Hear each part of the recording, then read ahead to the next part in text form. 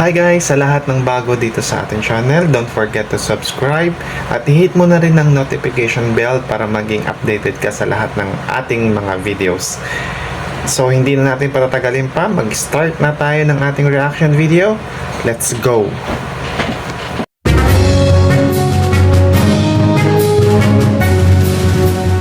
Ano ang kabuuang report tungkol dyan sa naganap na yan, Jen?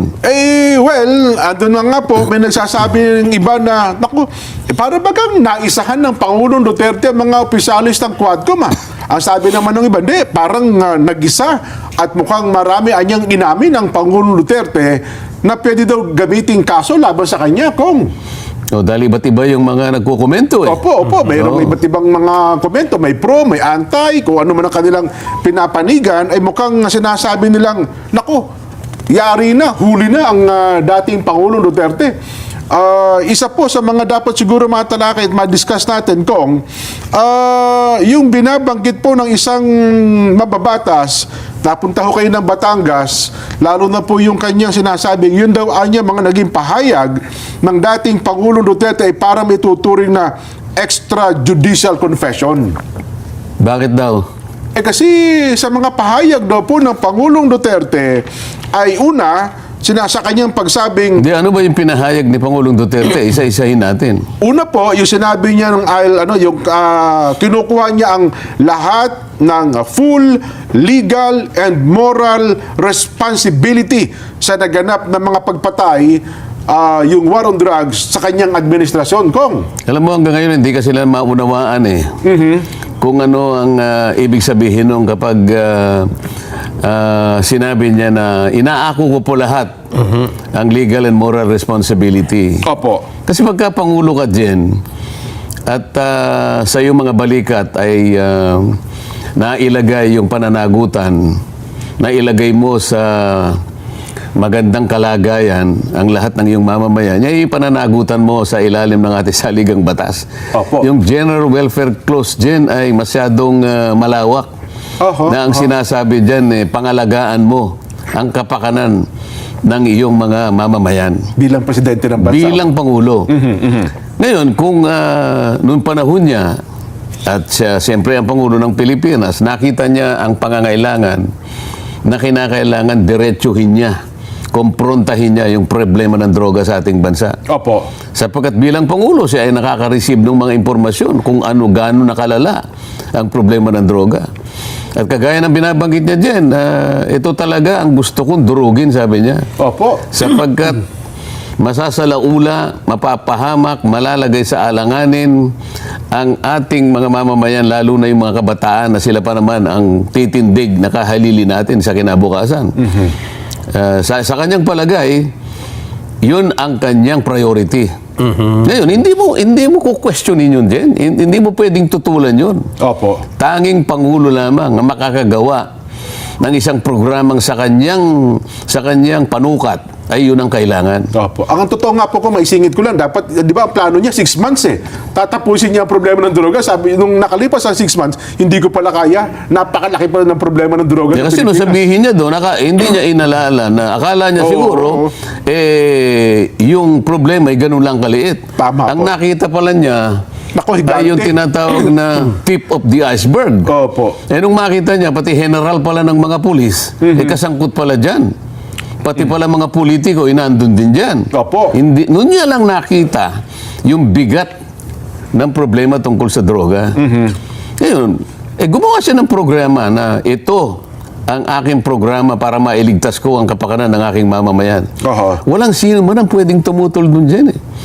Ngayon, kung ano man yung success o failure ng programa na yun, nung panahon na yun ay kanyang pasimulan, lehitimong programa yun. Opo. Na sa kanyang panig, sa pagiging leader niya ng isang bansa, walang dapat na tumutol doon. Ngayon, kung halimbawa mayroong pagkukulang yun at may nagkulang na identify ninyo kung may kasalanan, meron po tayong mga batas. Okay. Yun ang sinasabi niya. Pero yung pag-assess kung ano yung success o failure ng programa na yun, ako talaga ang nananagot doon. Sapagkat ako ang nag-direct nun. Ako ang sumulat, kumbaga sa nobela, ako sumulat nun. Sapagkat ang pag-asa ko, yun ang makakapagbigay proteksyon sa ating mga mamamayan. Kasi ang laki nga naman ng impact ng droga. Opo. Doon, yun ang kanyang pahayag. Ngayon, sinabi niyang, I take full legal and moral responsibility. Opo. Hindi ba naintindihan yun? Napakalinaw naman yata. Oho. Tama. Ngayon, kung halimbawa may napatay, may mga collateral damage, talagang ganun eh. Opo. Parang halimbawa, gumawa ka ng isang programa na may kinalaman sa kamukha nung, anong tawag doon, nung sinakop ng Maute Opo. Maute Marawi Brothers Siege. ang Marawi. Yung Marawi Siege. Hindi ba Opo. kinakailangan niyang gawin din ang kanyang tungkulin bilang Pangulo ng Pilipinas? Opo. Meron bang napatay? Meron.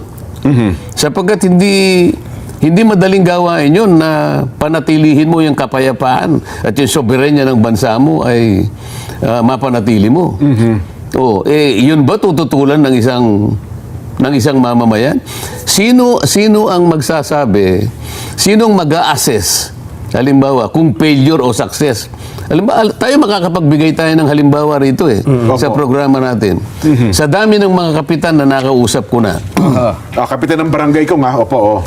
Ngayon, siguro, dahil meron akong programa sa kabila na kung ang tawagin ay sagip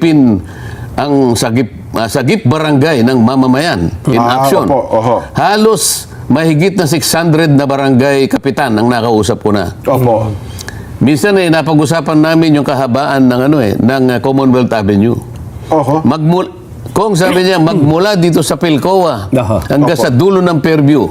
Opo. Nung wala pa yung programa na laban sa droga, Yung war on drugs. between 30 to 35 incidents of kidnapping every day. Pakuantin din. Napakabigat po niyan. Oho. Kaya lamang po kami nagkaroon ng kapayapaan nung nagkaroon po talaga ng programa laban sa droga. Hindi man po ganap na nawala, pero po yung 30 to 35, hindi na po ganoon. Manaka-naka na lang. Oho. Napakaluwag po ng dibdib namin habang ginaganap po namin ang tungkulin namin. Kaya masasabi po namin, sa aming panukat, Oo. may katwiran po talagang ginawa ng Pangulong Duterte. Matapos nating marinig ang reaksyon o komento ni Congressman Marcoleta, kung kayo tatanungin, naging epektibo ba ang naging proyekto na war on drugs ng dating administrasyon sa pangunguna ng dating Pangulong Rodrigo Duterte? Please comment down below ng inyong mga sagot at babasahin natin yan isa-isa at ma-featured kayo sa next video natin.